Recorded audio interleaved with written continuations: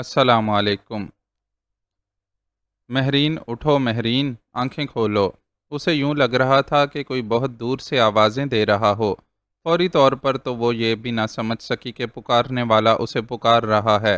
حالات نے اسے ماہبانوں سے مہرین بن کر رہنے پر مجبور کر دیا تھا، لیکن وہ پوری طرح اپنے اس دوسرے نام کو قبول نہیں کر سکی تھی۔ بے ہوشی سے ہوش کی دنیا تک سفر کرتے ہوئے اس کا ذہن بہت مشکل سے یاد کر سکا کہ مہرین کے نام کی یہ پکار دراصل خود اس کے لیے ہے۔ اس نے بڑی مشکل سے بوجھل پلکوں کو کھول کر پکارنے والے کی طرف دیکھا۔ اس کی نظروں نے سب سے پہلے ڈاکٹر طارق کے چہرے کو گرفت میں لیا۔ وہ اس کی بائیں کلائی کو اپنی انگلیوں کی گرفت میں لیے دائیں ہاتھ سے دھیرے دھیرے اس کا رخسار تھپ تھپا رہا تھا۔ ڈاکٹر طارق کے پیچھے ہی راہیلہ کچھ پریشان سی کھڑی تھی۔ اس نے نظریں گھما کر ارد گرد دیکھا۔ آشنا در و دیوار نے اسے بتایا کہ وہ راہیلہ کے بنگلے میں اس کے بیڈ روم میں موجود ہے، لیکن اس حال میں کیوں موجود ہے؟ اس سوال کا جواب اسے کچھ دیر بعد یاد آیا۔ یاد آتے ہی وہ متوحش سی ہو کر بستر پر اٹھ بیٹھی۔ ریلیکس مہرین، ڈاکٹر طارق نے اس کے شانے پر ہاتھ رکھا۔ وہ کہاں ہے؟ وہ یوں ادھر ادھر دیکھنے لگی جیسے ابھی کمرے کی کوئی دیوار شیدے کو اگل دے گی۔ وہ شیدے کو دیکھ کر ہی تو بے ہوش ہوئی تھی۔ اسے یاد تھا کہ ڈاکٹر طارق اور راہیلہ اسے ہاسٹل چھوڑنے کے لیے جا رہے تھے۔ وہ لوگ ٹیکسی کے انتظار میں سڑک کے کنارے کھڑے تھے جب شیدے نے اپنی گاڑی عین اس کے سامنے لا کر روکی تھی، اور پھر اسے اشارے سے بلایا بھی تھا۔ شیدے کے ہاتھ لگ جانے کا مطلب تھا کہ وہ ایک بار پھر چودھری کے چنگل میں جا پھنستی۔ بہت عرصے بعد تو گرداب میں پھنسی اس کی زندگی میں یہ دن آئے تھے کہ وہ اپنی من پسند زندگی کا ایک حصہ گزار رہی تھی۔ اس زندگی میں اپنے گھر والوں کی جدائی تو ضرور تھی، لیکن اسے اپنے ڈاکٹر بننے کا خواب پورا ہوتا نظر آ رہا تھا۔ تم کس کے بارے میں پوچھ رہی ہو؟ ڈاکٹر طارق نے غور سے اس کی طرف دیکھتے ہوئے پوچھا۔ وہ شیدہ، چودھری افتخار کا کارندہ، اس نے اسی ڈرے ڈرے انداز میں جواب دیا۔ کون چودھری افتخار؟ ذرا کھل کر تفصیل سے بتاؤ۔ ڈاکٹر طارق نے اسے ٹوکا تو اسے یکدم جھٹکا سا لگا اور وہ خاموش ہو کر اسے دیکھنے لگی۔ بتاؤ نا مہرین، یہ شیدہ اور چودھری افتخار کون ہیں؟ تمہارے ساتھ آخر ایسا کیا مسئلہ ہے کہ تم اچانک ہی بالکل مختلف طریقے سے بیہیو کرنے لگتی ہو؟ کیا تمہاری کسی سے کوئی دشمنی ہے جس کی وجہ سے تم راہ چلتے یکا خوف زدہ ہو جاتی ہو؟ اس دن کالج کے سامنے تم خواجہ سرا سے ڈر گئی تھیں، اور اب ایک راہگیر سے اتنی خوف زدہ ہوئیں کہ خوف کی شدت سے بے ہوش ہی ہو گئیں۔ تم اپنے اس خوف کی وجہ بتاؤ تو شاید ہم تمہاری کچھ مدد کر سکیں۔ راہیلہ، جو اب تک خاموش کھڑی تھی، اس کے قریب آ کر بہت اصرار سے پوچھنے لگی۔ میں اگر تمہیں سب کچھ بتا بھی دوں تو تم لوگ میری مدد نہیں کر سکتے۔ میرا دشمن بہت طاقتور اور با اختیار ہے۔ تم اس کی پہنچ کا اندازہ اس بات سے لگا لو کہ میں کہیں بھی جا کر چھپ جاؤں، چند دن سے زیادہ چھپی نہیں رہ سکتی۔ اس کے ہر کارے مجھے ڈھونڈتے ہوئے وہاں پہنچ جاتے ہیں۔ مجھے لگتا ہے کہ اب ان لوگوں نے میرا یہاں بھی سراغ لگا لیا ہے۔ وہ شخص جس نے ہمارے قریب گاڑی لا کر روکی تھی، میرے دشمن کا خاص ملازم تھا۔ اب مجھے نہیں معلوم کہ تم لوگ مجھے اس سے بچا کر یہاں تک کیسے لائے ہو، لیکن وہ تو صرف کسی کا ایڈریس معلوم کرنے کے لیے ہمارے پاس رکا تھا۔ تم اچانک بے ہوش ہو گئیں تو بھائی نے اس سے درخواست کی کہ وہ ہمیں گھر تک چھوڑ دے۔ وہ بیچارہ شرافت سے ہمیں یہاں چھوڑ کر چلا گیا۔ اس کے رویے سے بالکل بھی ظاہر نہیں ہوا کہ وہ تمہیں جانتا ہے یا تم سے کوئی پرخاش ہے۔ ماہبانوں کی بات سن کر راہیلہ نے اسے بتایا، ہو سکتا ہے وہ ایکٹنگ کر رہا ہو، وہ اکیلا تھا، اس لیے اس نے بیچ راستے میں کوئی جھگڑا کھڑا کرنا مناسب نہیں سمجھا۔ وہ مدد کے بہانے تم لوگوں کا گھر دیکھ گیا ہے، مناسب موقع دیکھ کر اپنے دوسرے ساتھیوں کے ساتھ یہاں آئے گا اور مجھے لے جانے کی کوشش کرے گا۔ راہیلہ کی بتائی ہوئی بات کا اس پر کوئی اثر نہیں ہوا اور وہ اسی خوف سے بھرے لہجے میں یقین سے بولی، میرے خیال میں مہرین تمہارا اندازہ درست نہیں ہے۔ اس شخص نے واقعی تمہیں نہیں پہچانا تھا۔ تم نے اپنے چہرے پر نقاب لگایا ہوا تھا، اور میں نہیں سمجھتا کہ چلتی گاڑی میں سے نظر پڑنے پر کوئی شخص کسی نقاب پوش لڑکی کو شناخت کر سکتا ہے۔ ڈاکٹر طارق نے ان دونوں کی گفتگو میں دخل دیتے ہوئے ایک ایسی دلیل دی جس پر ماہبانوں کو قائل ہونا پڑا۔ اپنے خوف کے باعث اسے اس بات کا دھیان ہی نہیں رہا تھا کہ وہ چار دیواری سے باہر نقاب کا استعمال کرنے لگی ہے، اور اس کی وجہ یہی تھی کہ کوئی اسے شناخت نہ کر سکے۔ آپ یقیناً ٹھیک کہہ رہے ہیں۔ اصل میں شیدے کو دیکھ کر اتنی بری طرح ڈر گئی تھی کہ مجھے کچھ ہوش ہی نہیں رہا۔ اس نے شرمندگی کے ساتھ اپنی بیوقوفی کا اعتراف کیا۔ شرمندہ ہونے کی ضرورت نہیں ہے، یقیناً تمہارے حالات ایسے ہوں گے کہ تم بلا ارادہ اس طرح ریئیکٹ کر گئیں۔ غیر معمولی حالات میں انسان کس طرح کے رویوں کا اظہار کرے گا، اس کا اندازہ کوئی دوسرا شخص تو کیا، خود وہ شخص بھی نہیں لگا سکتا جو ان حالات سے گزر رہا ہو۔ میرے حساب سے تو تم ایک بہت بہادر اور باہمت لڑکی ہو، جو مشکل حالات میں بھی بہت رکھ رکھاؤ کے ساتھ رہ رہی ہو، اور سب سے بڑھ کر یہ کہ تم نے اپنی تعلیم کا سلسلہ جاری رکھا ہوا ہے۔ اتنی بہادر لڑکی نے اگر ایک چھوٹی سی بزدلی کا مظاہرہ کر دیا ہے تو یہ اتنی قابل گرفت بات نہیں۔ بے حد نرمی سے یہ سب کہتے ہوئے ڈاکٹر طارق آخری جملے کی ادائیگی کے بعد دھیرے سے مسکرایا تو ماہ بانو جھینپ گئی۔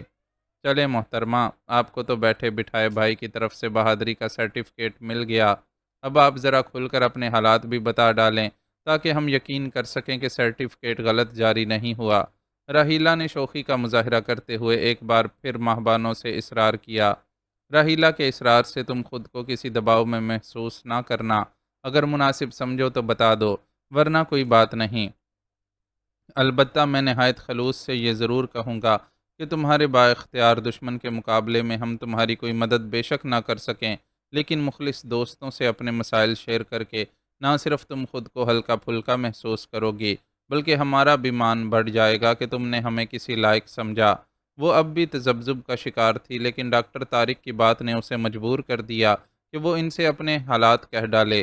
آہستہ آہستہ وہ ان واقعات کو بیان کرنے لگی جن کے گرداب میں گھری اس کی زندگی ہر روز اسے ایک نئے امتحان سے دوچار کر دیتی ہے۔ ڈاکٹر طارق اور راہیلہ بنا کوئی دخل دیے اس کے ہونٹوں سے نکلتا ایک ایک لفظ بہت غور سے سنتے رہے۔ سست روی سے درختوں کے درمیان سے گزرتے اکو پر گہری یاسیت طاری تھی۔ اس کے سانولے اور بے رونق چہرے پر موجود آنکھوں میں ویرانی نے ڈیرے ڈال رکھے تھے۔ سیاہی مائل موٹے موٹے ہونٹ آپس میں اس طرح پیوست تھے کہ گویا کبھی مسکراہٹ نے ان ہونٹوں کو چھوا ہی نہ ہو۔ اسے دیکھ کر یہ لگتا تھا کہ وہ قوت گویائی سے محروم ہوگا، لیکن یہ حقیقت نہیں تھی۔ وہ بھی ایک ہنستا مسکراتا خوش گپیاں کرنے والا زندگی سے بھرپور جوان ہوا کرتا تھا، لیکن رانی کی موت نے اس سے سب کچھ چھین لیا تھا۔ رانی جو اس کی منگیتر تھی اور جس کے ساتھ اس نے اپنی پوری زندگی گزارنے کے خواب دیکھے تھے، یوں اچانک اس کی زندگی سے نکال دی گئی تھی کہ اسے خود کو ہزار باور کروانے کے باوجود اس حادثے پر یقین نہیں آتا تھا۔ حالانکہ اس نے رانی کے لہو لہو جسم کو قبر میں اتارے جانے کا منظر اپنی آنکھوں سے دیکھا تھا۔ وہ روزانہ کئی کئی گھنٹے قبرستان میں اس کی قبر کے پاس بیٹھ کر گزارتا تھا، مگر محبت کرنے والوں کی مخصوص بے یقینی اسے گھیرے ہوئے تھی۔ ہر عاشق کی طرح وہ یہ یقین کرنے سے گریزاں تھا کہ اس کا محبوب اسے بیچ سفر میں چھوڑ گیا ہے۔ اسے ہر دم یہی لگتا کہ اچانک ہی رانی کہیں سے نمودار ہوگی اور بڑی ادا سے ہنستے ہوئے کہے گی، دیکھا کو میں نے تمہیں کیسا بیوقوف بنایا جھلے، میں تو صرف تمہیں آزما رہی تھی، میں بھلا تمہیں چھوڑ کر کہیں کیسے جا سکتی ہوں۔ وہ اس سے اسی طرح شوخی سے بات کیا کرتی تھی۔ کبھی کبھی جب وہ بہت اصرار کر کے اسے ملاقات کے لیے بلاتا تھا تو بھی وہ اسے ستانے سے باز نہیں آتی تھی۔ وہ مقررہ وقت پر ملاقات کے لیے طے شدہ جگہ پہنچتا تو معلوم ہوتا کہ رانی کا کوئی اتا پتہ ہی نہیں ہے۔ وہ بے قراری سے ٹہلتا راستے کو گھور گھور کر دیکھتا کہ شاید وہ آتی ہوئی نظر آ جائے، اور پھر بہت دیر گزر جانے پر جھنجھلاتا ہوا واپسی کے لیے پلٹنے لگتا تو وہ کسی خفیہ مقام سے نکل کر اچانک ہی نکل کر سامنے آ کھڑی ہوتی اور پھر خوب کھلکھلا کر ہنستی۔ اکو اس کی اس حرکت پر مصنوعی غصے سے اسے خوب گھورتا، لیکن پھر ہار مان کر خود بھی ہنس پڑتا۔ رانی کی کھلکھلاہٹ میں اس کی ہنسی شامل ہوتی تو لگتا کہ سارے منظر مسکرانے لگے ہوں، لیکن قسمت نے اس کے ساتھ عجیب ہی کھیل کھیلا تھا۔ اس کی رانی کسی سے وفاداری نبھاتے نبھاتے خود اس کے ساتھ بے وفائی کر گئی تھی۔ رانی نے اس کے ساتھ جینے مرنے کی قسمیں کھائی تھیں، لیکن جان اپنی کشور بی بی پر لٹا بیٹھی تھی۔ اگرچہ وہ نہیں جانتا تھا کہ رانی کی موت کن حالات میں ہوئی اور وہ کس کس طرح چودھری کے عتاب کا نشانہ بنی، لیکن اس بات کا اسے یقین تھا کہ وہ کشور کا ساتھ دینے کے جرم میں ہی زندگی سے محروم کر دی گئی ہے۔ وہ کشور کی دیوانی تھی۔ کشور کی نرم خوئی اور مہربان طبیعت نے اسے کشور کا اتنا گرویدہ کر رکھا تھا کہ وہ سارا وقت اس کے نام کی مالا جپتی رہتی تھی۔ وہ جس نے ہمیشہ کشور کی اترن بڑے ذوق و شوق سے پہنی تھی، اس کے حصے کی موت کو بھی بخوشی گلے لگا بیٹھی تھی۔ اکو ایک کمزور آدمی تھا اور چودھری سے رانی کے قتل کا بدلہ لینے کی طاقت نہیں رکھتا تھا، لیکن اس کی خواہش تھی کہ کسی نہ کسی طرح چودھری کیفر کردار تک پہنچ جائے۔ رانی کے قتل کے الزام میں نہ صحیح، اسے کسی اور جرم کی ہی سزا ضرور ملے۔ اسی خواہش کی وجہ سے اس نے آفتاب کے اغوا کی اطلاع منیب تک پہنچائی تھی۔ اس اطلاع کے نتیجے میں آفتاب کو تو بچا لیا گیا، لیکن چودھری سزا سے محفوظ رہا۔ قسمت کی خرابی کہ جس رات منیب اور اس کے ساتھی اساتذہ کو قتل کیا گیا، وہ تیز بخار کے باعث گھر میں نیم بے ہوشی کی حالت میں پڑا تھا، اس لیے اسے گاؤں میں بپا ہونے والے ہنگامے کی خبر ہی نہ ہو سکی۔ جب اسے معلوم ہوا کہ اتنے بڑے ظلم کے خلاف گاؤں بھر میں سے کسی نے گواہی نہیں دی، تو بہت افسردہ ہوا اور رہ رہ کر کف افسوس ملتا رہا کہ میں کیوں اس رات اپنے ہوش میں نہیں تھا۔ اگر اس نے وہ سارا واقعہ اپنی آنکھوں سے دیکھا ہوتا تو دنیا کی کوئی طاقت اسے گواہی دینے سے نہیں روک سکتی تھی، لیکن شاید ابھی قدرت چودھری کو ڈھیل دینا چاہتی تھی۔ اس واقعے کے بعد اکو پر چھائی اداسی مزید گہری ہو گئی اور وہ ہر طرف سے تقریباً بیگانہ ہی ہو گیا۔ وہ تانگا جس سے اس کی اور گھر والوں کی روزی روٹی کا سلسلہ بندھا تھا، فارغ کھڑا رہنے لگا۔ گھر کا چولہا کس طرح جل رہا ہے اور جل بھی رہا ہے کہ نہیں، اسے پرواہ نہیں رہی۔ خود اس کا یہ عالم تھا کہ ماں چند لقمے زبردستی منہ میں ڈال دیتی تو حلق سے نیچے اتار لیتا، ورنہ پورا پورا دن گھٹنوں میں سر دیے بیٹھا رہتا۔ ماں کے مسلسل کھانسنے کی آواز بھی اس کے کانوں سے ٹکرا کر بے اثر پلٹ جاتی تھی، لیکن کل رات عجیب ہی معاملہ ہوا۔ وہ اپنی مخصوص کیفیت میں سر گھٹنوں میں چھپائے بیٹھا رانی کے مرنے کا سوگ منا رہا تھا۔ اسے یہ بھی ہوش نہیں تھا کہ آج پورے دن اس کے حلق سے ایک لقمہ تک نیچے نہیں اترا ہے کہ اچانک ہی حکیم جی وہاں چلے آئے، اور پھر انہوں نے اسے جو بے نکت سنانی شروع کی تو بہت دیر تک خاموش نہیں ہوئے۔ وہ چپ چاپ حکیم جی کی باتیں سنتا رہا۔ بالآخر وہ بیچارے بکتے جگتے مایوسی کے عالم میں وہاں سے چلے گئے، لیکن اصل بات یہ تھی کہ ان کا بکنا جگنا رائے گاں نہیں گیا تھا۔ اکو کی سمجھ میں کم از کم اتنی بات تو آ گئی تھی کہ اس کی ماں شدید بیمار ہے اور اس کے علاج کے لیے خالص شہد درکار ہے۔ حکیم جی کے جانے کے بعد اس نے جائزہ لیا تو معلوم ہوا کہ گھر کا نعمت خانہ بالکل خالی پڑا ہے اور رقم کے نام پر ماں کے پاس چند سکے بھی باقی نہیں بچے ہیں۔ ایسے میں خالص شہد کی فراہمی کیوں کر ممکن ہو پاتی؟ کسی سے مانگنا اس کی غیرت کو گوارا نہ تھا۔ چنانچہ رات بھر کی سوچ بچار کے بعد اسے یہی حل سوجا کہ جنگل کا رخ کیا جائے اور کسی درخت پر لگے شہد کے چھتے کو اتار لیا جائے۔ چھتے سے شہد نکال کر ماں کا علاج بھی ہو جاتا اور بچا کھچا شہد بیچ کر تھوڑی سی رقم بھی مل جاتی۔ مسئلے کے اس فوری حل کے بعد وہ معمول کے مطابق اپنا تانگا چلانا شروع کر دیتا تو حالات آہستہ آہستہ دوبارہ سنبھل جاتے۔ وہ اپنی سوچ پر عمل پیرا ہونے کے لیے وہ سورج کی پہلی کرن کے ساتھ ہی گھر سے نکل کھڑا ہوا اور سیدھا جنگل کا رخ کیا۔ اتنی صبح وہاں اس کے سوا کوئی دوسرا انسان موجود نہیں تھا۔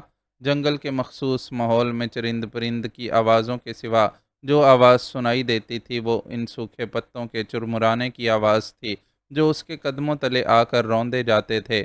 خود اس کا یہ عالم تھا کہ وہ ہر طرح کی آوازوں سے بے نیاز تھا۔ اس کے کان گر سنتے تھے تو اس کی کھلکھلاہٹ اور گنگناہٹ سنتے تھے جو اپنی ذرا سی چھب دکھا کر کسی درخت کے تنے کے پیچھے جا چھپتی تھی۔ وہ ہر جگہ تھی اور کہیں بھی نہیں تھی۔ اکو کبھی نیلے کپڑوں میں اس کا عکس جھلملاتا دیکھتا تو کبھی وہ سبز پیراہن میں پتوں کی آڑ میں چھپ جاتی۔ رانی کے آنکھ مچولی کھیلتے تصور سے دل کو بہلاتا وہ بڑی مشکل سے خود کو یاد دلا سکا کہ جنگل میں اس کی آمد کا مقصد ماں کے لیے شہد کا حصول ہے۔ یاد آنے پر وہ ایک جگہ رک کر ارد گرد موجود درختوں کا جائزہ لینے لگا۔ سال کے اس حصے میں شہد اتنی آسانی سے نہیں ملتا تھا۔ یہ وہ موسم تھا جب شہد کی مکھیاں اپنا تیار کردہ شہد پی کر چھتے کو چھوڑ جاتی تھیں۔ جائزہ لینے پر اسے ایک بھی درخت ایسا نظر نہیں آیا جس پر شہد کے چھتے کا امکان ہو۔ تلاش میں ناکام ہو کر وہ ایک بار پھر چل پڑا۔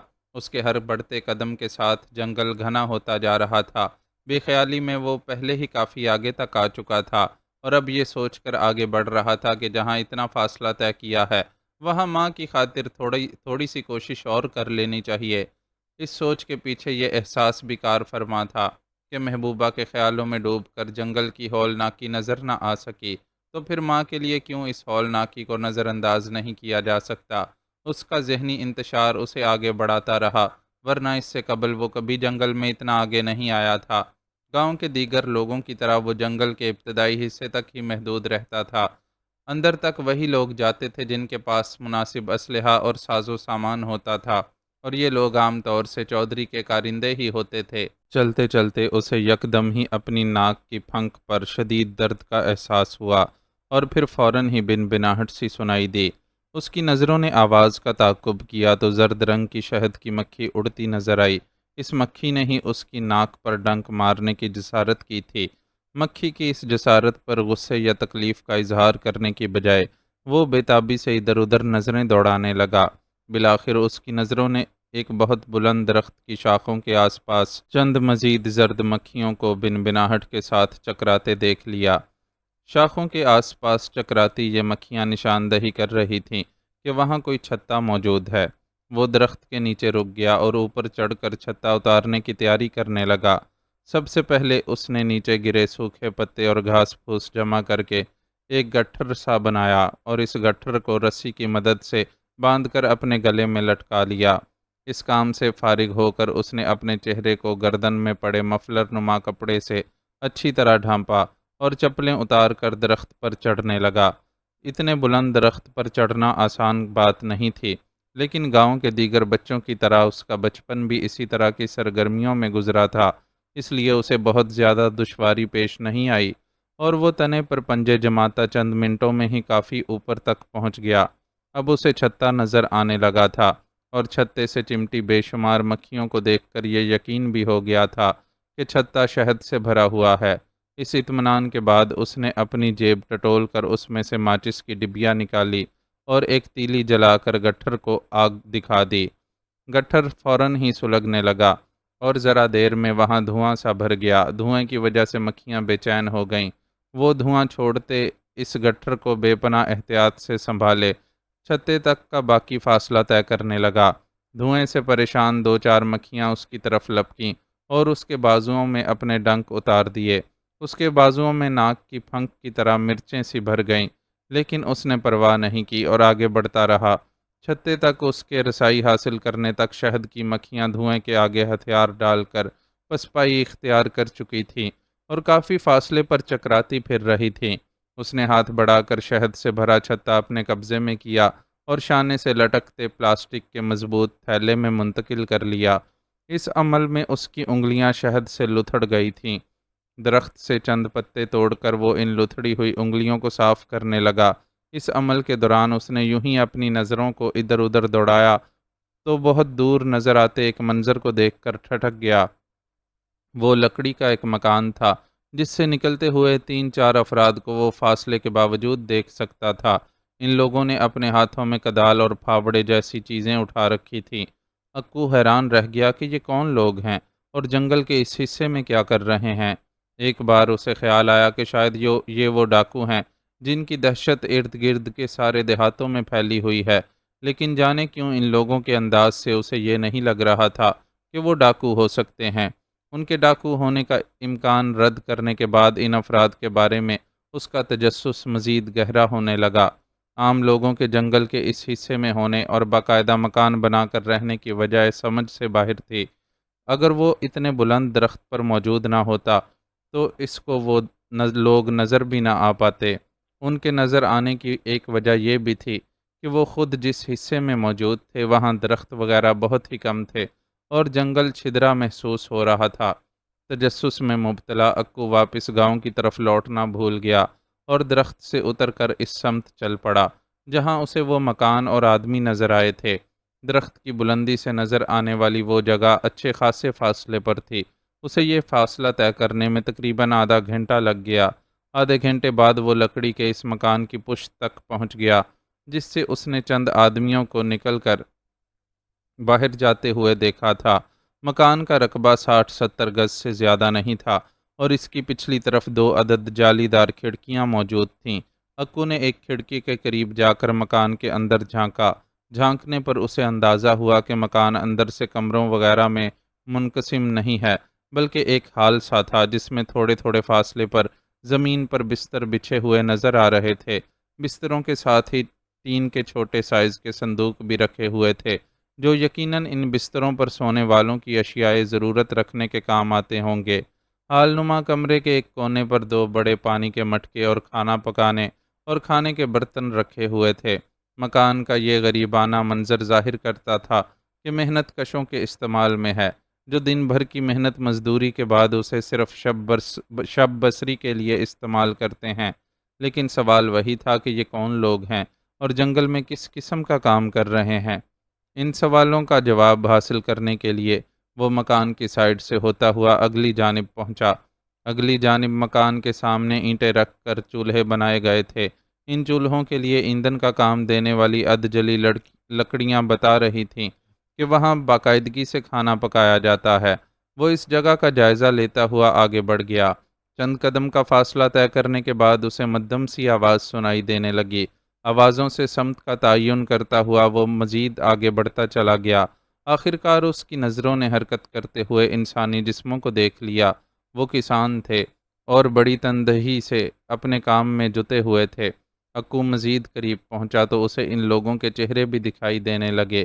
یہ چہرے اس کے لیے شناسا تھے۔ وہ ان میں سے تقریباً ہر ایک کو ہی جانتا تھا۔ یہ لوگ چودھری کی زمینوں پر کاشت کیا کرتے تھے اور یہاں بھی یہی کام کر رہے تھے۔ اسے سمجھ نہیں آیا کہ چودھری کو اپنی ڈھیر ساری زمینیں چھوڑ کر جنگل میں کاشت کروانے کی کیا ضرورت تھی۔ اس نے آنکھیں سکیڑ کر زمین سے سر اٹھاتے ننھے پودوں کا جائزہ لیا اور پھر وہ اچھل پڑا۔ اگر اس سے اندازے کی غلطی نہیں ہو رہی تھی تو وہ یقینی طور پر پوست کے پودے تھے، یعنی جنگل کے اس حصے میں چودھری اپنے بندوں کے ذریعے خفیہ طور پر پوست کاشت کروا رہا تھا۔ اکو کا خون اس حقیقت کو جاننے کے بعد تیزی سے رگوں میں گردش کرنے لگا۔ یہ زیر کاشت پوست چودھری کی مجرمانہ سرگرمیوں کا ایک بڑا ثبوت تھی۔ اگر وہ کسی طرح قانون نافذ کرنے والے اداروں کے ذمہ داران کو یہاں تک لانے میں کامیاب ہو جاتا تو چودھری کے لیے اپنی گردن چھڑانی مشکل ہو جاتی۔ جوش میں بھرا وہ تیزی سے وہاں سے جانے کے ارادے سے پلٹا تو یک بارگی اس کی نظر ایک آدمی پر پڑی۔ وہ شاید حوائج ضروریہ کے لیے درختوں کے جھنڈ میں گیا تھا اور اب اپنی شلوار کا ازار بند باندھتا ہوا واپس پلٹ رہا تھا۔ اکو نے اس شخص کو پہچان لیا۔ وہ چودھری کے خاص ملازمین میں سے ایک تھا۔ اس شخص نے بھی اکو کو دیکھ لیا اور ایک پل کے لیے ازار بند باندھنا بھول کر حیرت سے منہ کھولے اسے دیکھتا ہی رہ گیا۔ اکو اس کی اس حیرت کا فائدہ اٹھا کر بھاگ کھڑا ہوا۔ اس کے بھاگنے پر اس شخص کو بھی ہوش آیا۔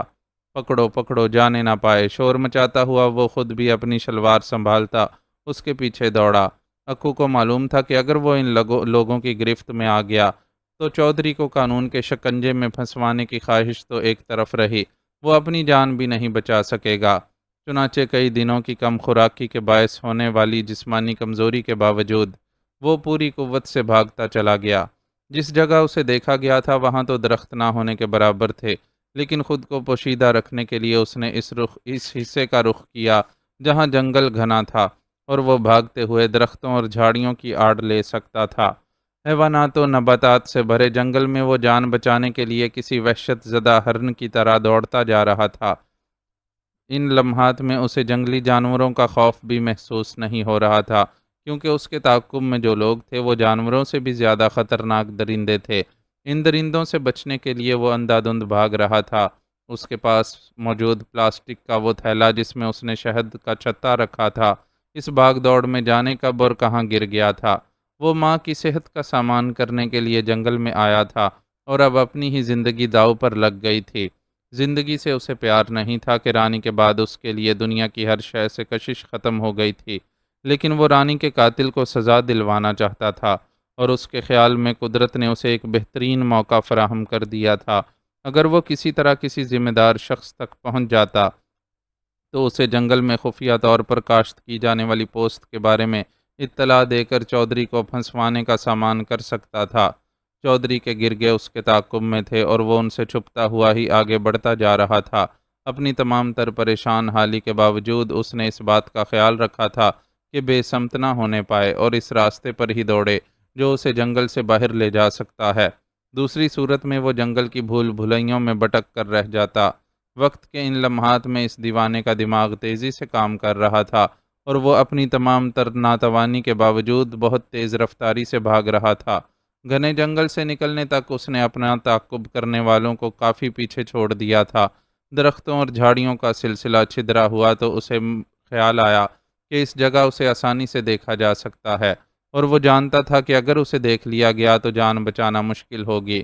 وہ اپنی ٹانگوں کا بہترین استعمال کر کے بے شک متعاقب دشمنوں سے کافی دور نکل آیا تھا، لیکن یہ فاصلہ کسی دور مار رائفل سے نکلی گولی کے لیے کوئی حیثیت نہیں رکھتا تھا، اور چودھری کے بندے خالی ہاتھ تو ہو نہیں سکتے تھے۔ ان حالات میں اس کا آبادی تک پہنچنا بہت مشکل تھا، اور پہنچ بھی جاتا تو وہاں چودھری کی راجدھانی میں محفوظ کیسے رہتا۔ درختوں کی آڑ لے کر بھاگتے اس کے ذہن سے تیزی سے یہ سارے خیالات گزر رہے تھے۔ اچانک ہی اس کی نظر دور نظر آتے فارسٹ آفیسر کے بنگلے پر پڑی، اور یکدم ہی امید کی کرن جاگ اٹھی۔ وہ اس بنگلے تک پہنچنے میں کامیاب ہو جاتا تو فارسٹ آفیسر کو اعتماد میں لے کر اسے سب کچھ بتا سکتا تھا۔ اس خیال کے آنے پر اس نے اپنے بے دم ہوتے قدموں کی رفتار اور بھی تیز کر دی، لیکن اب اسے آڑ فراہم کرنے والے درخت بہت کم رہ گئے تھے۔ ایک درخت سے دوسرے درخت تک کا فاصلہ طے کرتے ہوئے وہ کھلے میں آ جاتا تھا، اور یہ ایک خطرناک صورتحال تھی۔ پیچھے سے آنے والے متوقع فائر کے ڈر سے وہ یہ درمیانی فاصلہ زگ زیگ انداز میں بھاگتے ہوئے طے کر رہا تھا۔ اپنی اس حکمت عملی کی افادیت کو اس نے اس وقت خوب محسوس کیا جب فضا میں فائر کی زوردار آواز گونجی اور ایک گولی اس سے کچھ فاصلے پر سے سنسناتی ہوئی گزر گئی۔ دوسرا فائر ہوا تو وہ درخت کی آڑ میں پہنچ چکا تھا۔ وہاں اس نے پل بھر رک کر پیچھے کی طرف دیکھا۔ اس کے تعاقب میں آنے والے وہ دو افراد تھے، جن میں سے ایک کے ہاتھ میں دور مار رائفل تھی، جبکہ دوسرا نہتھا تھا۔ اس کے پاس اپنے بچاؤ کے لیے کوئی ذریعہ نہیں تھا، البتہ بھاگتے رہنے میں اس بات کا کسی حد تک امکان تھا کہ وہ خود پر چلائی جانے والی گولیوں سے بچ کر بنگلے تک پہنچنے میں کامیاب ہو جاتا۔ چنانچہ آڑ سے نکل کر ایک بار پھر بنگلے کی سمت بھاگنا شروع کر دیا۔ اس بار قسمت نے اس کا زیادہ ساتھ نہیں دیا اور ایک گولی اس کے بازو میں گھس گئی۔ اسے لگا کہ اس کے بازو میں انگارے دہک اٹھے ہوں۔ اس نے تکلیف کی شدت سے کراہتے ہوئے اپنے دوسرے ہاتھ سے زخمی بازو کو پکڑ لیا۔ اس کی انگلیاں اپنے ہی خون میں تربتر ہو گئیں، لیکن اس نے ہمت نہیں ہاری اور بھاگنے کا سلسلہ جاری رکھا۔ یوں بھی اب بنگلہ چند گز کے فاصلے پر ہی رہ گیا تھا۔ حیرت انگیز طور پر اس کے یہ فاصلہ طے کرنے تک پیچھے سے مزید کوئی فائر نہیں کیا گیا۔ وہ اپنی تمام تر توانائیوں کا استعمال کرتے ہوئے بالآخر بنگلے کے گیٹ پر پہنچا تو وہاں موجود چوکیدار اس کے ابتر حلیے اور بہتے خون کی وجہ سے چونک اٹھا۔ اے کون ہے تو؟ اس نے اکو کی دھول مٹی میں اٹی شکل کو گھور کر پہچاننے کی کوشش کرتے ہوئے کہا، لیکن وہ بیچارہ اتنی بری طرح ہانپ رہا تھا کہ فوری طور پر کوئی جواب نہیں دے سکا۔ کیا گل ہے؟ تو کدھر سے بھاگ کر آ رہا ہے؟ کون تیرے پیچھے پڑا ہے؟ اس کی ابتر حالت کی وجہ سے اسے مشکوک نظروں سے گھورتے ہوئے چوکیدار اسے سنبھلنے کا موقع دیے بغیر پے در پہ سوالات کرتا چلا گیا۔ صاحب ہیں، مجھے صاحب سے ملنا ہے۔ اکو بولنے کے قابل ہوا تو اس نے مطالبہ کیا، ساتھ ہی گھبرائے ہوئے انداز میں پیچھے مڑ کر دیکھا۔ تعقب کنندہ نہ جانے کہاں رہ گئے تھے، جو نظر نہیں آ رہے تھے۔ شاید اس کے بنگلے تک پہنچ جانے کی وجہ سے انہوں نے پیچھا چھوڑ دیا تھا۔ صاحب سے کیوں ملنا ہے؟ پہلے مینوں دسو، پھر میں صاحب کو بتاؤں گا۔ ان کی مرضی ہوئی تو تجھ سے مل لیں گے، چوکیدار نے قطعی لہجے میں اسے جواب دیا۔ دیکھ بھرا، مجھے صاحب سے ملنے دے، میری زندگی کا کچھ پتہ نہیں، دیر ہو گئی تو شاید پھر مجھے موقع ہی نہ ملے۔ اکو نے سہارے کے لیے دیوار سے ٹیک لگا رکھی تھی، ساتھ ہی اس کی نظریں مسلسل ادھر ادھر کا جائزہ لے رہی تھیں۔ وہ اندازہ نہیں کر سکتا تھا کہ کب اور کس سمت سے گولی آ کر اسے چاٹ جائے گی، پر میں تجھ پر کیسے اعتبار کروں؟ ہو سکتا ہے تو صاحب کا کوئی دشمن ہو۔ چوکیدار پر اس کی بات کا کوئی اثر نہیں ہوا اور وہ اس کی طرف سے مشکوک ہی رہا۔ اللہ پاک کی قسم، میری صاحب سے کوئی دشمنی نہیں، مجھے تو بس انہیں ایک ضروری گل دسنی ہے۔ مسلسل بہتے خون کی وجہ سے اکو پر نقاہت طاری ہونے لگی تھی، چنانچہ اسے یہی حل نظر آیا کہ قسم کھا کر چوکیدار کو یہ یقین دلانے کی کوشش کرے۔ اس کی یہ کوشش بارآور ثابت ہوئی۔ اس سے قبل ہی گیٹ کے اندرونی جانب سے گاڑی کا ہارن سنائی دیا۔ چوکیدار اکو کو چھوڑ کر پھرتی سے مڑا اور گیٹ واک کیا۔ ہارن دینے والی گاڑی کی ڈرائیونگ سیٹ پر فارسٹ آفیسر عابد انصاری براجمان تھا۔ اکو دیوار سے ہٹ کر گیٹ کے سامنے اس طرح آ کھڑا ہوا کہ عابد انصاری کے لیے گاڑی نکال لے جانے کا راستہ نہ رہا۔ چوکیدار، یہ آدمی کون ہے؟ عابد انصاری نے اسے کچھ کہنے کی بجائے چوکیدار کی طرف چہرے کا رخ کرتے ہوئے اس سے دریافت کیا۔ یہ سوال کرتے ہوئے اس کا لہجہ سنجیدہ ضرور تھا، لیکن اس میں سختی یا برہمی کا نام و نشان نہیں تھا۔ معلوم نہیں ہے صاحب کون ہے، کام بھی نہیں بتاتا، بس آپ سے ملنے کی ضد کیے جا رہا ہے، چوکیدار نے مؤدبانہ لہجے میں جواب دیا۔ مجھ سے ملنا چاہتا ہے؟ عابد انصاری حیرت سے زیر لب بڑبڑایا، پھر بولا، اچھا اسے اندر آنے دو، میں اس کی بات سن لیتا ہوں۔ گاڑی وہیں چھوڑ کر وہ نیچے اتر آیا اور اکو کو اپنے ساتھ آنے کا اشارہ کیا۔ اس کا مہربان رویہ دیکھ کر اکو کو کافی حوصلہ ملا اور یقین ہونے لگا کہ وہ صحیح جگہ پہنچ گیا ہے۔ تم اس کے لیے جلدی سے مرہم پٹی کا سامان لے آؤ، یہ اتنا زخمی ہے کہ تمہیں کسی بحث میں پڑنے کے بجائے سب سے پہلے اس کی مرہم پٹی کرنی چاہیے تھی۔ اکو ڈگمگاتے قدموں سے اس کی جانب بڑھا تو اس نے چوکیدار کو حکم دیتے ہوئے قدرے ناراضی کا اظہار کیا، لیکن اس کا لہجہ بہرحال اب بھی نرم ہی تھا۔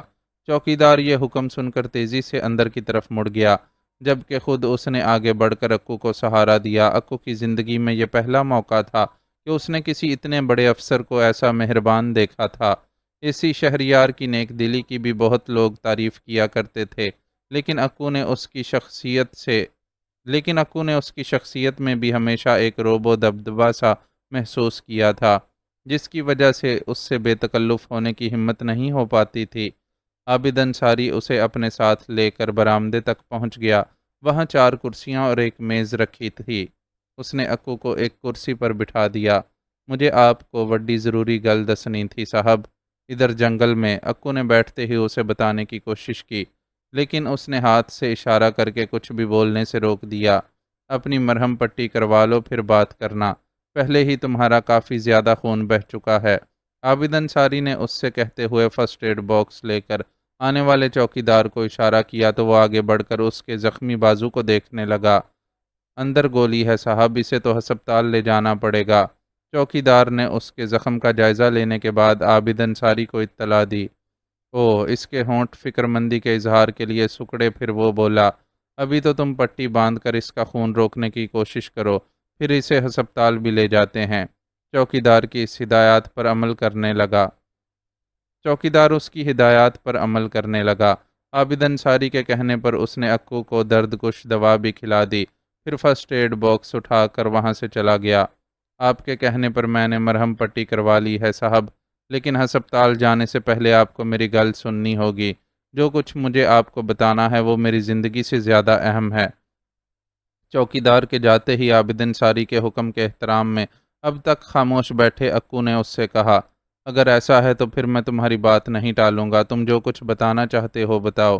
عابد انصاری نے گویا اس کے اصرار کے سامنے ہتھیار ڈال دیے۔ اسے ہمتاً گوش دیکھ کر اکو نے اسے اپنے حالات سے مختصراً آگاہ کرتے ہوئے جنگل جانے اور وہاں جو کچھ نظر آیا اس کے بارے میں سب کچھ بتا دیا۔ وہ چہرے پر سنجیدگی لیے اس کی ہر بات غور سے سنتا رہا۔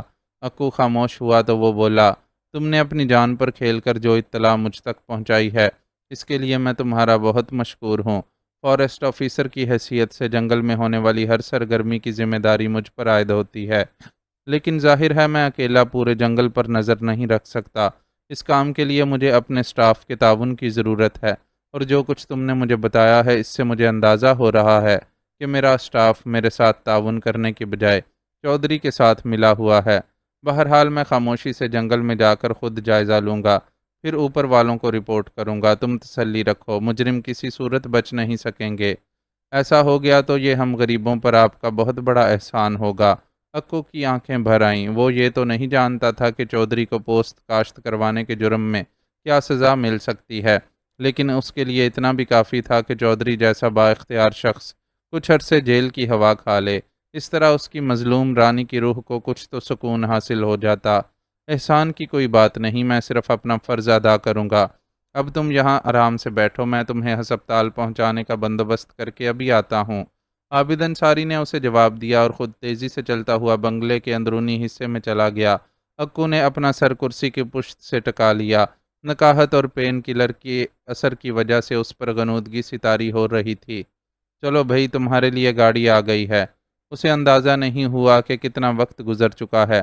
چوکیدار نے اس کا شانہ ہلاتے ہوئے یہ اطلاع دی تو وہ غنودگی سے باہر آیا۔ چوکیدار اسے سہارا دے کر باہر کی طرف لے گیا۔ گیٹ کے قریب جہاں اس نے عابد انصاری کی گاڑی دیکھی تھی، اب وہاں کوئی دوسری گاڑی کھڑی ہوئی تھی۔ چوکیدار نے اسے گاڑی کی پچھلی نشست پر بٹھایا۔ آگے ڈرائیونگ سیٹ پر صرف ایک آدمی بیٹھا ہوا تھا جس کی شکل اس کے لیے آشنا نہیں تھی۔ وہ گاڑی میں بیٹھ گیا تو اس آدمی نے گاڑی سٹارٹ کر کے گیٹ سے باہر نکال لی۔ پیچھے چوکیدار نے فوراً ہی گیٹ بند کر لیا۔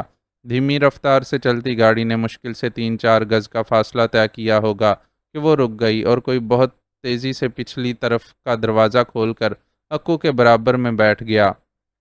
اکو کی آنکھیں بند تھیں لیکن اس نے اس ساری کارروائی کو محسوس کر لیا اور صورتحال کو صحیح طرح سمجھنے کے لیے آنکھیں کھول کر دیکھا۔ آنکھیں کھولتے ہی اسے اپنے برابر میں بیٹھے شخص کی شکل نظر آئی، جس پر نظر پڑتے ہی اس کے اعصاب شل ہو گئے۔ آفتاب کی کرسی پر اس کی رائٹنگ ٹیبل کے سامنے بیٹھے کشور کے چہرے پر کچھ حیرت سی پھیلی ہوئی تھی، تاہم اس حیرت کے باوجود وہ بہت دلچسپی سے اپنے ہاتھ میں موجود کاغذات پر لکھی تحریر کو پڑھنے میں مصروف تھی۔ ہر طرف کتوں کی طرح بو سونگھتے چودھری کے گرگوں سے بچنے کے لیے انہوں نے اب ایک چھوٹے اور قدرے غیر ترقی یافتہ گاؤں میں رہائش اختیار کر لی تھی۔ اس گاؤں میں ان کے مشاغل کافی محدود ہو گئے تھے۔ یہاں نہ تو موبائل سروس کام کرتی تھی، نہ انٹرنیٹ اور کیبل کی سہولت تھی۔ ٹیلی ویژن پر صرف پی ٹی وی کی نشریات دکھائی جاتی تھیں۔ چنانچہ انہوں نے اپنے اس نئے ٹھکانے پر ٹیلی ویژن رکھنے کی ضرورت محسوس نہیں کی تھی۔ یوں بھی انہیں نہیں معلوم تھا کہ وہ کب تک یہاں چھپے رہنے میں کامیاب رہیں گے اور کب اچانک یہاں سے کوچ کرنا پڑے گا۔ اس لیے بہت زیادہ ساز و سامان جمع کرنے سے گریز کیا تھا۔ جو سامان خریدا گیا تھا وہ بھی سیکنڈ ہینڈ تھا۔ کالم نگاری کے عوض آفتاب کو معاوضہ تو خاصا مناسب ملتا تھا، لیکن اس معاوضے کا بیشتر حصہ اسکول پر لگا دینے کے باعث اس کے پاس زیادہ جمع جتھا نہیں تھا۔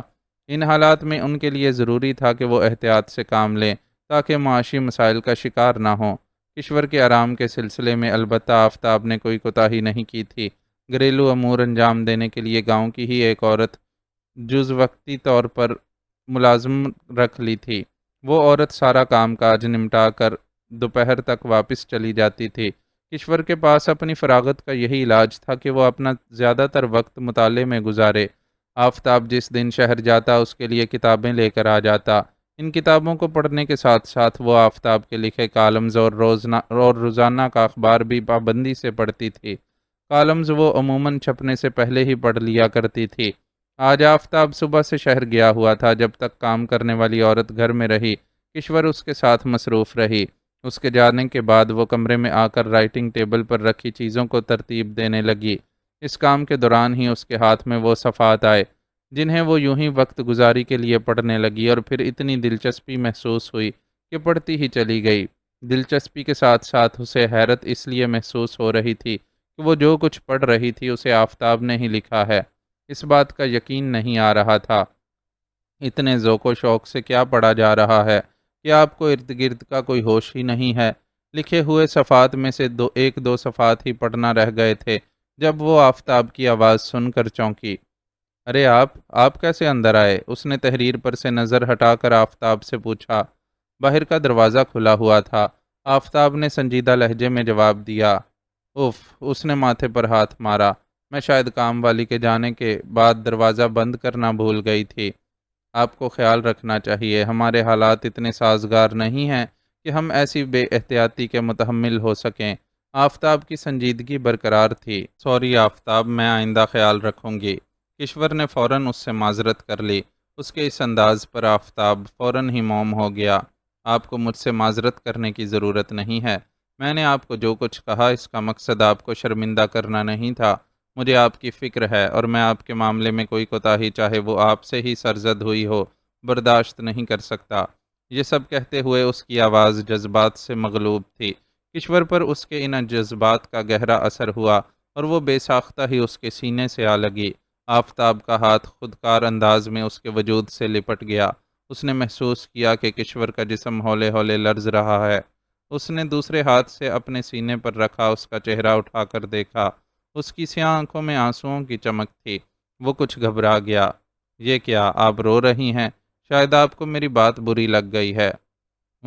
کشور نے نفی میں سر ہلایا، پھر گلگیر لہجے میں بولی، میری آنکھیں تو اپنی خوش قسمتی کو محسوس کر کے بھر آئی ہیں۔ مجھے زندگی میں کبھی کوئی اتنا چاہے گا، میں نے سوچا تک نہیں تھا۔ ابھی تو یہ ابتدا ہے، آگے آگے دیکھیے گا ہوتا ہے کیا۔ اس کا جواب سن کر آفتاب کو اطمینان ہوا تو اس کے بالوں کی ایک لٹ کھینچتے ہوئے شوخی سے بولا۔ اس کے انداز پر کشور کے ہونٹوں پر بھی مسکراہٹ بکھر گئی۔ پھر وہ اس سے الگ ہوتے ہوئے بولی، آپ منہ ہاتھ دھو کر آ جائیں، میں تب تک کھانا نکالتی ہوں، کافی دیر ہو گئی ہے، مجھے بھی اب بھوک لگ رہی ہے۔ اس کی بات سن کر آفتاب فوراً ہی کمرے سے باہر نکل گیا۔ فریش ہو کر واپس آیا تو کشور کھانا لگا چکی تھی۔ آپ نے جن کتابوں کے نام نوٹ کروائے تھے وہ میں لے آیا ہوں، میرے بیگ میں رکھی ہیں، نکال لیجئے گا۔ کھانا کھانے کے دوران اس نے کشور کو بتایا۔ ٹھیک ہے، میں نکال لوں گی، لیکن آپ بتائیں کہ آپ آج کل کیا لکھ رہے ہیں؟ جس وقت آپ آئے میں آپ کا لکھا ہوا ہی پڑھ رہی تھی، وہ تو کالمز سے ہٹ کر بالکل الگ چیز ہے۔ وہ آفتاب مسکرایا، آج کل میں ایک ناول لکھ رہا ہوں، اس ناول کا نام مجھدھار ہے۔ مجھے اسی لیے تو حیرت ہو رہی تھی کہ آپ جیسا بندہ جو سیاسی اور معاشرتی مسائل پر تجزیاتی کالمز لکھتا ہو، ناول نگاری کی طرف کہاں چلا گیا۔ یہ تو آپ کا میدان نہیں ہے۔ میرے کالمز کی طرح میرا ناول بھی سیاسی اور معاشرتی مسائل پر ہی مبنی ہوگا۔ جو کچھ کالمز میں باوجوہ نہیں لکھا جا سکتا، یا جسے چھاپنے سے اخبار کے ایڈیٹرز اور مالکان مصلحتاً گریز کرتے ہیں، وہ فرضی کرداروں کے ساتھ ناول میں آسانی سے لکھا جا سکتا ہے۔ ہمارا کام تو ظلم، ناانصافی، معاشرتی تفریق اور دیگر مسائل کو اجاگر کر کے عوام کو باشعور ہی بنانا ہے نا۔ اب چاہے اس کے لیے کالم نگاری کا سہارا لیں یا ناول نگاری کا، اصل مقصد تو پورا ہو جاتا ہے۔ ویسے میں آپ کو بتا دوں کہ میں صرف کالم نگار نہیں ہوں۔ طالب علمی کے زمانے میں میں نے کئی افسانے لکھے تھے جو مختلف ادبی رسائل میں چھپتے رہے۔ بعد میں صحافت کے ساتھ اتنا زیادہ انوالو ہو گیا کہ افسانہ لکھنے کا موقع ہی نہیں ملتا تھا۔ پھر آباد میں اسکول کا سلسلہ شروع کرنے کے بعد رہی سہی فرصت بھی ختم ہو گئی۔ اب عرصے بعد فرصت ملی ہے تو میں نے سوچا کہ چلو یہ کام کر لیتے ہیں۔ اس جگہ نیٹ کی سہولت نہ ہونے کی وجہ سے یوں بھی کرنٹ افیئرز سے فوری طور پر آگاہ نہیں ہو پاتا۔ الیکٹرانک میڈیا کے اس دور میں صرف اخبار پڑھ کر گزارا نہیں ہوتا، خصوصاً صحافت کی دنیا میں پاؤں جما کر رکھنے کے لیے۔ پچھلی بار میری اپنے ایڈیٹر سے فون پر بات ہوئی تھی تو ہمارے درمیان یہ طے پا گیا تھا کہ میں ہفتے میں 2 کی بجائے صرف 1 کالم لکھا کروں گا۔ اس حساب سے ظاہر ہے میری انکم بھی آدھی رہ جائے گی، لیکن فکر کی بات نہیں، ہمارا گزارا ہو جائے گا۔ بعد میں جب میں یہ ناول مکمل کر لوں گا تو کوئی بھی اچھا پبلشر اسے ٹھیک ٹھاک رائلٹی دے کر چھاپنے پر تیار ہو جائے گا۔ مطالعہ کرنے والوں کے حلقے میں میرے نام کی اچھی شہرت ہے، اس لیے مجھے ایسی کوئی فکر نہیں کہ میرا ناول چھپ نہیں سکے گا۔ ناول چھپے گا تو جہاد بالقلم کا حق بھی ادا کرے گا اور ہمارے گھر کو آسودگی بھی دے گا۔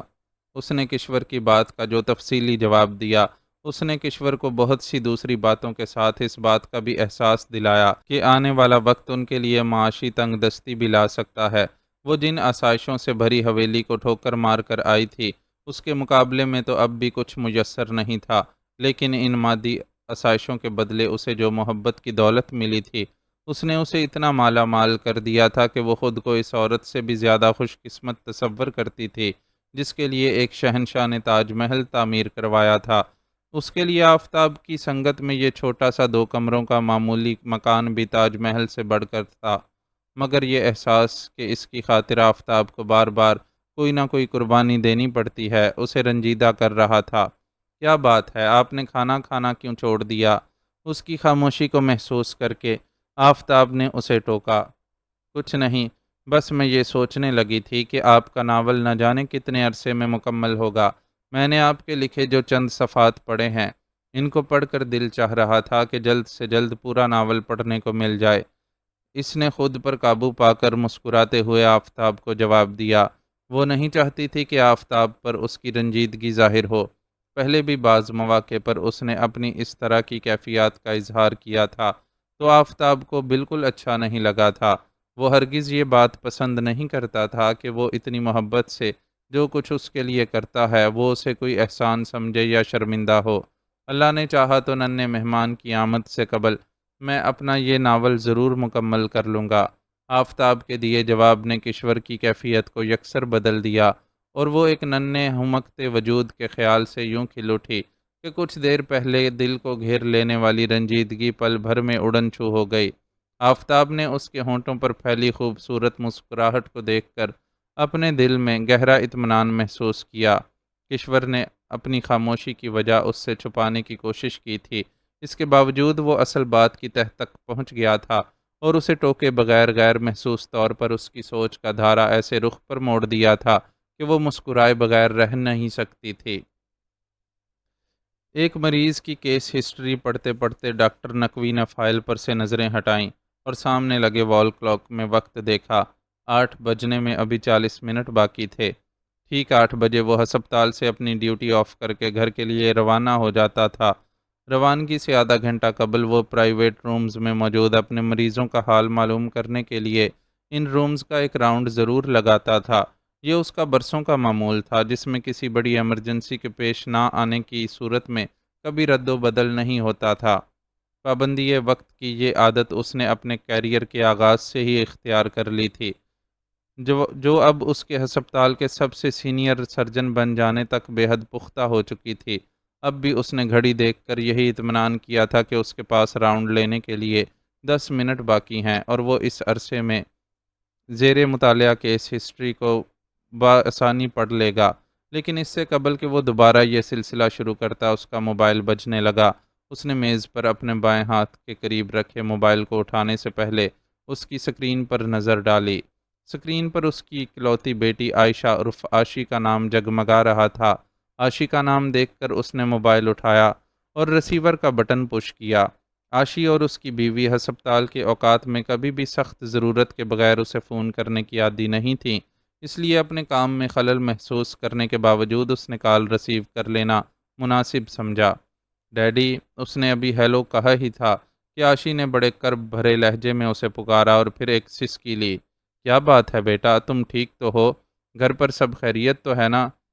عاشی کا لہجہ اور پھر سسکی سن کر وہ بے قرار سا ہو گیا اور تیزی سے پوچھنے لگا، شوبی اسکول سے واپس گھر نہیں پہنچا ڈیڈی؟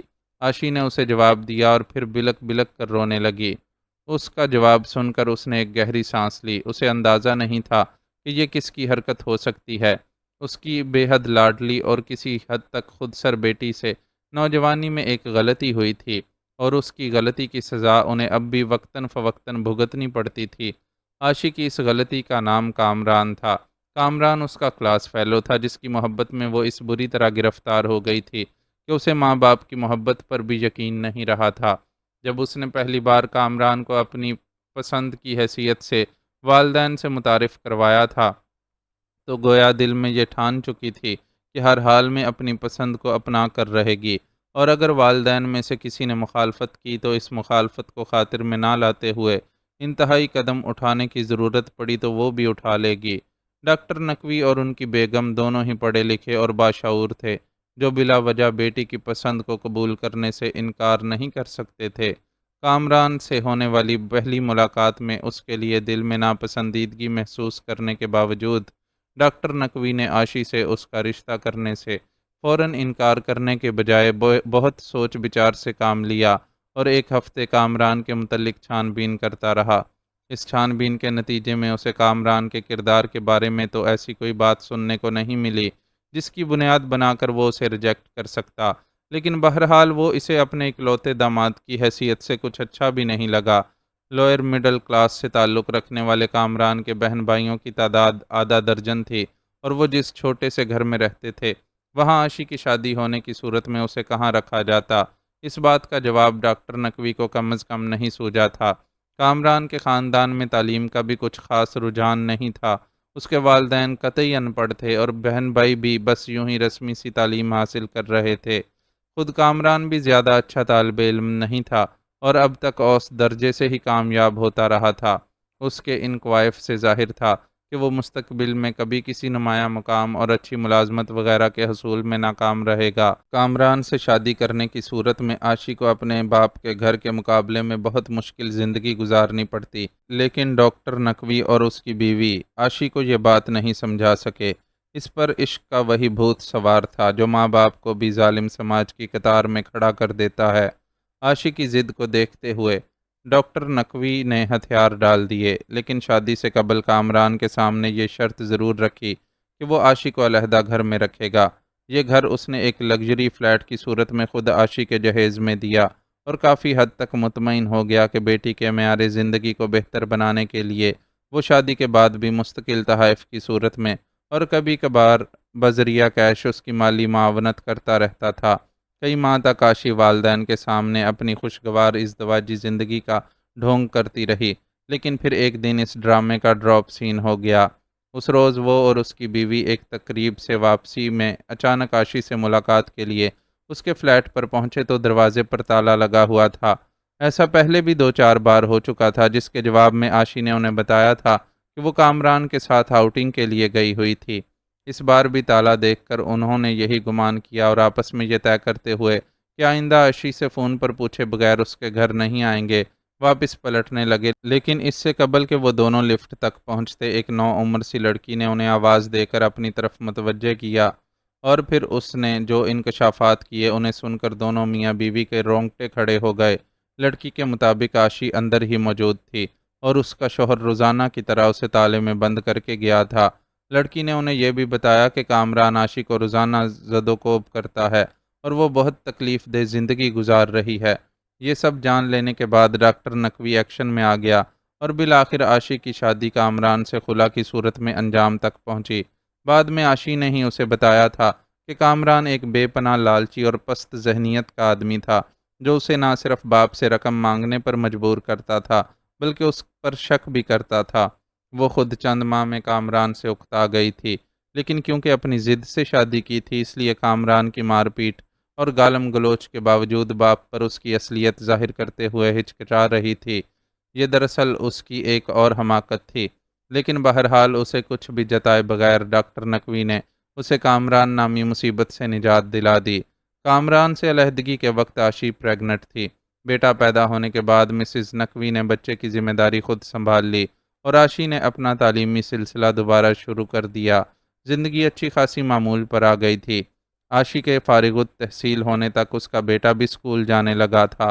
ڈاکٹر نقوی اور اس کی بیوی کا ارادہ تھا کہ عاشی کو سمجھا بجھا کر اس کی دوسری شادی کر دیں گے، لیکن کچھ بھی ہونے سے قبل کامران ایک بار پھر منظر پر آ گیا۔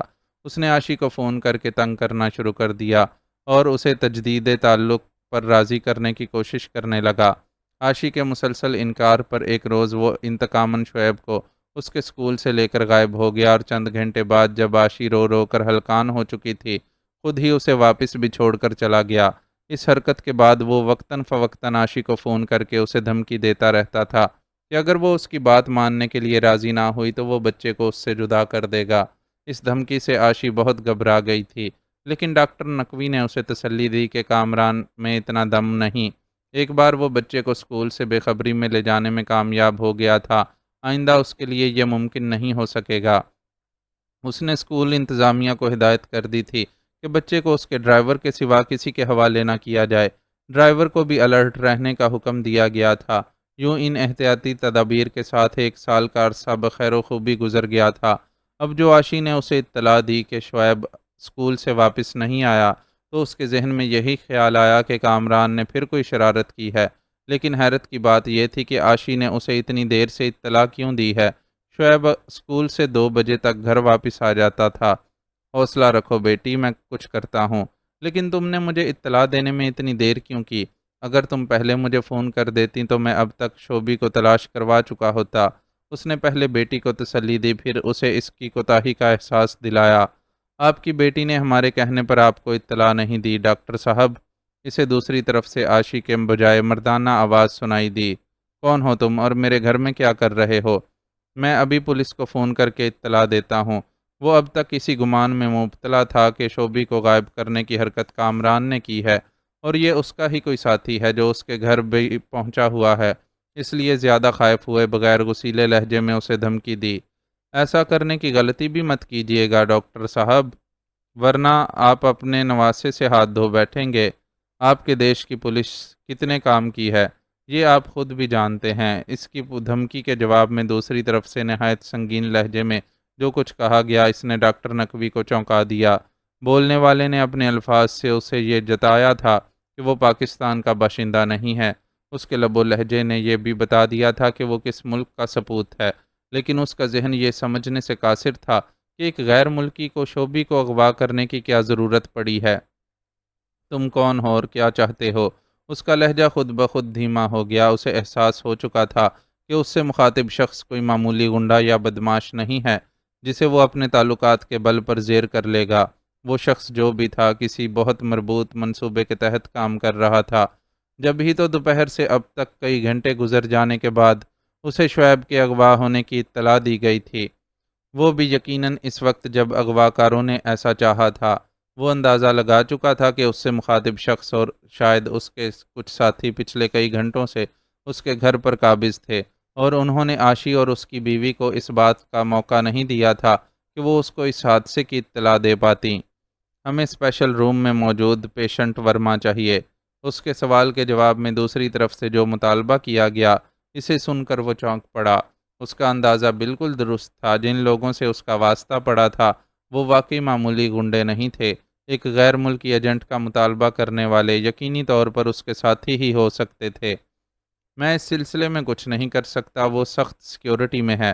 تمہیں وہ شخص چاہیے تھا تو متعلقہ لوگوں سے مطالبہ کرتے۔ میں تو صرف ایک ڈاکٹر ہوں، میں بھلا اسے تمہارے حوالے کیسے کر سکتا ہوں؟ ہونٹوں پر زبان پھیرتے ہوئے اس نے اپنی معذوری کا اظہار کیا۔ تم بہت کچھ کر سکتے ہو اور یقیناً اپنے پیارے نواسے کی زندگی بچانے کے لیے کرو گے بھی۔ کرنا کیا ہے میں خود تمہیں بتاتا ہوں۔ دوسری طرف سے اسے جواب دیا گیا اور پھر اس کی رضامندی جانے بغیر ہی وہ بتانے لگا کہ اسے کیا کرنا ہے۔ اس نے جو کچھ ڈاکٹر نقوی سے کہا اسے سن کر اس کے اس خیال کی تصدیق ہو گئی کہ وہ لوگ ایک مربوط منصوبے کے تحت کام کر رہے ہیں۔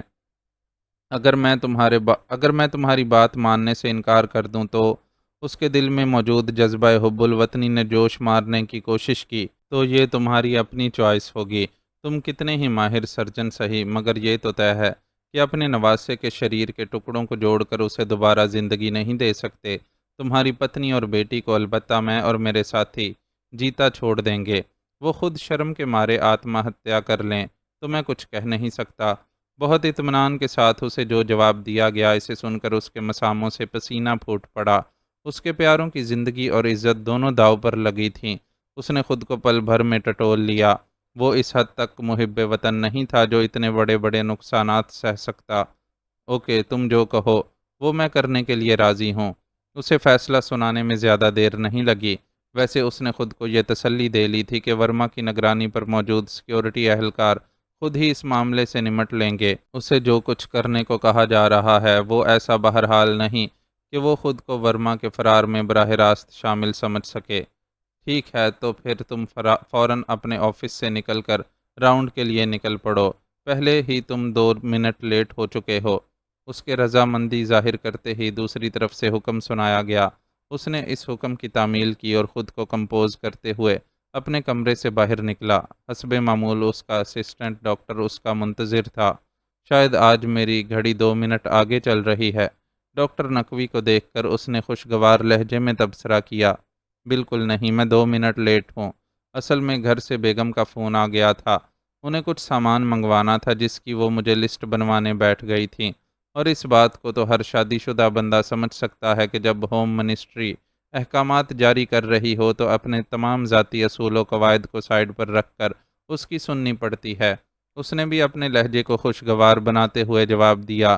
یہ ساری گفتگو ان دونوں نے ایک جگہ کھڑے ہو کر نہیں کی تھی، بلکہ اس دوران بلائی منزل پر لے جانے والی لفٹ میں سوار ہو چکے تھے۔ لفٹ سے نکل کر انہوں نے سیدھا ورما کے کمرے کا رخ کیا۔ کمرے کے دروازے پر موجود سیکیورٹی اہلکاروں نے ان دونوں کے اندر جانے سے پہلے میٹل ڈیٹیکٹر سے انہیں چیک کیا، پھر وہ اندر داخل ہو گئے۔ اندر بھی ڈیوٹی نرس کے علاوہ ایک سادہ لباس والا سیکیورٹی کا بندہ موجود تھا۔ انہیں دیکھ کر نرس الرٹ ہو گئی اور وہ ورما کے چیک اپ کے دوران اس سے جو سوالات کرتے رہے وہ ان کے جواب دیتی رہی۔ کچھ امپروومنٹ آئی تو ہے، یہ پہلے سے کافی بہتر لگ رہا ہے۔ میرے خیال میں ری اسکین کروا لیتے ہیں تاکہ صورتحال مزید واضح ہو جائے۔ تمہارا کیا خیال ہے؟ اس نے ورما کے چیک اپ سے فارغ ہو کر اپنی رائے دینے کے ساتھ ساتھ اپنے اسسٹنٹ سے بھی پوچھا۔ جیسا آپ کہیں سر، ڈاکٹر نقوی جیسے سینئر ڈاکٹر کی رائے سے وہ بھلا کیسے اختلاف کر سکتا تھا؟ آپ سٹاف کو بلا کر پیشنٹ کو نیچے لیب میں بھجوا دیں۔ صبح میں ہسپتال آؤں تو رپورٹس میری ٹیبل پر موجود ہونی چاہیے۔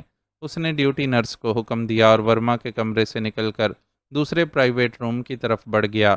اپنے روزانہ کے معمول کو دہراتے ہوئے اس نے خود کو اس مہارت سے سنبھال رکھا تھا کہ دیکھنے والوں کے لیے اندازہ کرنا مشکل تھا کہ وہ کسی غیر معمولی صورتحال سے دوچار ہے، لیکن یہ تو وہی جانتا تھا کہ اس پر کیا گزر رہی ہے۔ میرے اور میرے ساتھیوں کے لیے کافی اور چیز سینڈوچز تیار کر دو۔ فارغ بیٹھ کر بوریت ہو رہی ہے، کھانے پینے میں کچھ وقت اچھا گزر جائے گا۔ ایک سنگل صوفے پر ٹانگیں پھیلا کر بیٹھے ہوئے پانڈے نے آشی کی طرف دیکھ کر اس انداز میں فرمائش کی جیسے وہ گھر کا ہی کوئی فرد ہو، اور اسے یہ بے تکلفانہ فرمائش کرنے میں کوئی عار محسوس نہ ہو رہا تھا۔ میں بنا دیتی ہوں۔ مسز نقوی نے آشی کے سفید چہرے پر نظر ڈالی اور کہتی ہوئی اپنی جگہ سے کھڑی ہو گئیں۔ جوان خوبصورت کنیا کے ہوتے ہوئے ہم بوڑھے جھری دار ہاتھوں کا تیار کیا بھوجن کھائیں، یہ ہمیں گوارا نہیں۔ ہماری فرمائش تو سندری آشی کو ہی پوری کرنی ہوگی۔ پانڈے نے اوباشانہ لہجے میں کہتے ہوئے مسز نقوی کو واپس بیٹھنے کا اشارہ کیا اور آشی کی طرف دیکھنے لگا۔ اسے اپنی جانب دیکھتے پا کر آشی نے اپنی جگہ چھوڑ دی اور لرزتے قدموں سے کچن کی طرف جانے لگی۔ پانڈے کا ایک مسلح ساتھی نگرانی کے لیے اس کے پیچھے تھا۔ اس کی موجودگی کی پرواہ کیے بغیر آشی کچن میں پہنچ گئی اور پانڈے کی فرمائش کے مطابق کافی اور سینڈوچز تیار کرنے کے لیے کیبنٹ سے سامان نکالنے لگی۔ کپ کپاتے ہاتھوں سے ساری چیزیں کچن کاؤنٹر پر رکھنے کے بعد اس نے کچن ہی میں موجود بڑے سے فریج کی طرف رخ کیا اور اس میں سے چیز نکال کر واپس پلٹی۔ اس کی نگرانی کے لیے سر پر مسلط آدمی کی نظریں اس کے ساتھ ساتھ گردش کر رہی تھیں۔ آشی کی معمولی سے معمولی جنبش بھی اس کی نظروں سے محفوظ نہیں تھی۔ اگر وہ اس کی مرضی کے خلاف کچھ کرنا چاہتی تو ہرگز نہیں کر سکتی تھی۔ ویسے آشی کا کوئی ایسا ارادہ بھی نہیں تھا۔ اپنے بیٹے کی زندگی کے تحفظ کے لیے وہ ایسا کوئی ارادہ کرنے کا سوچ بھی نہیں سکتی تھی۔ اب تک اس کی فیملی کے ساتھ جو کچھ بیتا تھا اسے سامنے رکھتے ہوئے وہ اندازہ لگا سکتی تھی کہ ان کا جن لوگوں سے واسطہ پڑا ہے وہ بہت خطرناک ہیں۔ وہ لوگ تقریباً 2 بجے نقوی ہاؤس میں داخل ہوئے تھے۔ یہ وہ وقت تھا جب صفائی ستھرائی کرنے والی ملازمہ اپنا کام نمٹا کر جا چکی تھی اور گیٹ پر موجود رہنے والے چوکیدار کے سوا گھر پر کوئی ملازم نہیں تھا۔ یوں بھی انہوں نے اپنے گھر میں ملازموں کا ہجوم جمع نہیں کیا تھا۔ مسز نقوی کچن کا کام ہمیشہ خود کرنا پسند کرتی تھیں۔ ڈرائیور اور اوپر کے کام کرنے والی جز وقتی ملازمہ کے علاوہ ان کے ہاں ہفتے میں 2 دن لان کی دیکھ بھال کے لیے ایک مالی آتا تھا۔ آج مالی کے آنے کا بھی دن نہیں تھا۔ ڈرائیور شوبی کو لینے اسکول گیا ہوا تھا۔ چنانچہ آنے والوں نے گیٹ پر موجود چوکیدار کو زیر کرنے کے بعد آسانی سے پورے گھر کو اپنے قبضے میں لے لیا تھا۔ ان کی ٹائمنگ سے ظاہر تھا کہ وہ مکمل معلومات کے بعد یہاں آئے ہیں۔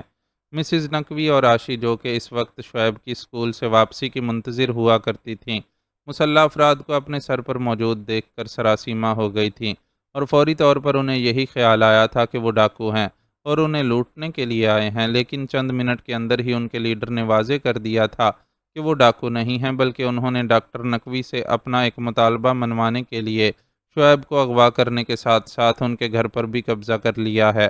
اس نے انہیں یہ بھی بتا دیا تھا کہ ان کے گھر کی ٹیلی فون لائن کاٹ دی گئی ہے۔ ساتھ ہی اس نے مسز نقوی اور آشی کے موبائل فونز بھی اپنے قبضے میں لے لیے تھے۔ اس کے اور اس کے ساتھیوں کے انداز سے ظاہر تھا کہ وہ ایک نہایت سوچے سمجھے منصوبے پر عمل کر رہے ہیں۔ ان لوگوں نے مسز نقوی کا تیار کردہ لنچ بڑے مزے سے ہڑپ کر لیا تھا۔ مسز نقوی اور آشی کو بھی اس لنچ میں شامل ہونے کی دعوت دی گئی تھی، لیکن ان کی بھوک پیاس تو شوبی کو اغوا کیے جانے کی خبر سن کر ہی اڑ گئی تھی۔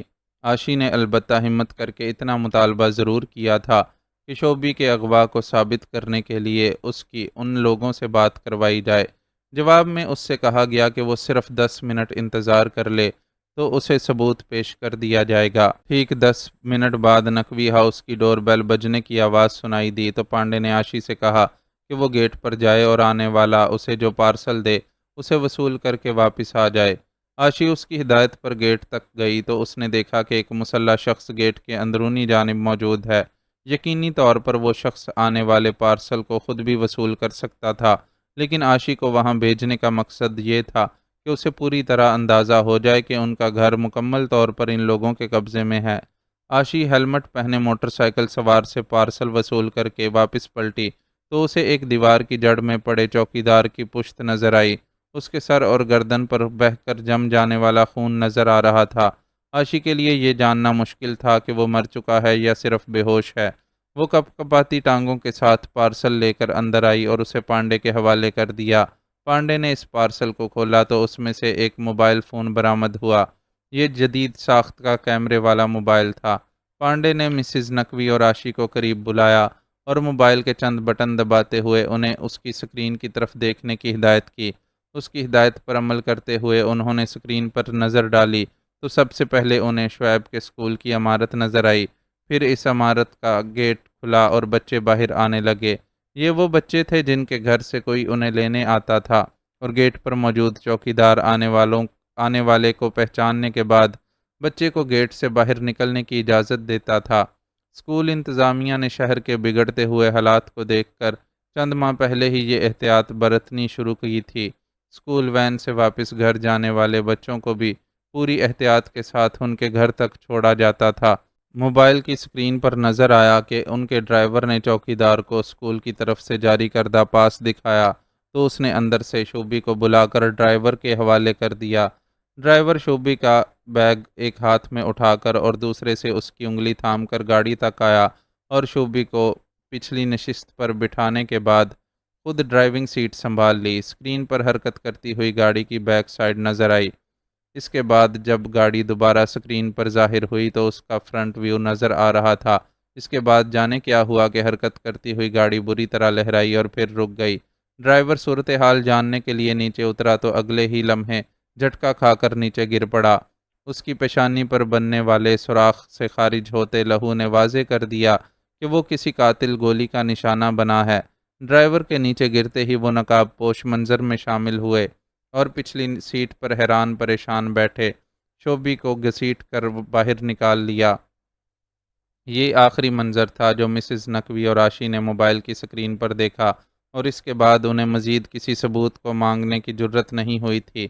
ویڈیو دیکھنے کے بعد وہ بھی بے چون و چراں ان لوگوں کا ہر حکم مان رہی تھیں۔ پانڈے کے حکم کے مطابق اس نے ڈاکٹر نقوی کو فون بھی کر دیا تھا۔ اس فون کال سے اسے اندازہ ہو گیا تھا کہ شعیب کے اغوا کا سبب یہ تھا کہ وہ لوگ ڈاکٹر نقوی سے اپنا مطالبہ منوا سکیں، اور ان کا مطالبہ تھا کہ اسپیشل روم میں موجود مریض ورما کو کسی بہانے نیچے گراؤنڈ فلور تک بھیج دیں۔ ڈاکٹر نقوی کے لیے یہ کوئی مشکل کام نہیں تھا۔ ہسپتال کی لیبارٹری گراؤنڈ فلور پر تھی، اس لیے ورما کو کسی ٹیسٹ کے بہانے آسانی سے وہاں تک بھیجا جا سکتا تھا۔ نواسے کی سلامتی کی خاطر ڈاکٹر نقوی نے یہ مطالبہ تسلیم کر لیا تھا، لیکن ظاہر ہے معاملہ مریض کو گراؤنڈ فلور تک پہنچانے تک تو محدود نہیں رہتا۔ اس سارے کھٹ راگ کے پیچھے ان لوگوں کا کوئی تو ایسا مقصد تھا جو یقینی طور پر اتنا خاص تھا کہ وہ یوں منظم انداز میں متحرک ہو گئے تھے۔ آشی کو ان لوگوں کے مقصد سے کوئی لینا دینا نہیں تھا۔ وہ بس اتنا چاہتی تھی کہ اس کا بیٹا صحیح سلامت گھر واپس آ جائے، اور اسی وجہ سے وہ ان لوگوں کی ہر بات مانتی جا رہی تھی۔ اس وقت بھی اس نے بے پناہ اعصابی دباؤ کا شکار ہونے کے باوجود بڑی محنت اور توجہ سے کافی اور چیز سینڈوچز تیار کیے اور ٹرالی میں سب چیزیں رکھ کر لیونگ روم تک پہنچ گئی۔ وہاں موجود لوگ اسی پوزیشن میں موجود تھے جس میں وہ انہیں چھوڑ کر گئی تھی۔ اس نے ٹرالی پانڈے کے قریب لے جا کر روکی اور خود بھی اپنی سابقہ جگہ پر بیٹھ گئی۔ پانڈے نے ایک نظر ٹرالی پر ڈالی اور اپنے موبائل پر مصروف ہو گیا۔ ہاں جی 3 کیا پوزیشن ہے؟ کیا کسی کوڈ نیم سے پکارتے؟ وہ کسی کو کوڈ نیم سے پکارتے ہوئے اس سے رپورٹ لے رہا تھا۔ ایک ایک لڑکے کو اپنی نظر میں رکھنا، سب کا وہاں سے نکلنا ضروری ہے۔ اگر کوئی نکلنے میں ناکام رہے تو تم جانتے ہو کہ اس کے ساتھ کیا کرنا ہے۔ دوسری طرف کا جواب سن کر نئی ہدایات دیتے ہوئے پانڈے کا لہجہ بے حد سرد تھا۔ کیا کہا؟ ورما صاحب کو نیچے لایا جا رہا ہے؟ تمہارے کمانڈوز ایکشن میں آنے کے لیے بالکل تیار ہیں۔ بات کرتے کرتے پانڈے کا لہجہ جوشیلا ہو گیا اور اس نے ٹرالی میں کافی کا کپ اٹھا کر ایک گھونٹ بھرا۔ زبردست! گھونٹ بھرتے ہی اس کی زبان سے ستائشی لہجے میں یہ لفظ نکلا، لیکن سننے والوں کے لیے سمجھنا مشکل تھا کہ یہ ستائش کافی کے لیے تھی یا دوسری طرف سے ملنے والی کسی خبر کا رد عمل۔ معزز ناظرین و سامعین، لائک، کمنٹس اور شیئر ضرور کریں۔ شکریہ۔